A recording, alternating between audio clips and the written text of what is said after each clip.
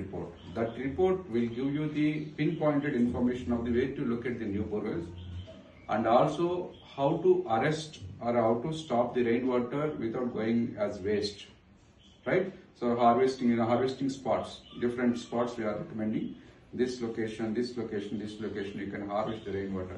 So by considering each roof, we are giving some solution. So rainwater we are collecting, we are infiltrating, and new borewells we are drilling if required. If required, or else existing borewells is enough. That borewells only we are recommending for cleaning or something, management purpose, something which is beyond our so in sustainable way. The thing is 25 years sustainability. That way we are planning. So what you have to do every year. So every year some cleaning, something we are recommending that also. That is enough for next 25 years. One investment for the next 25 years. This is our plan actually. So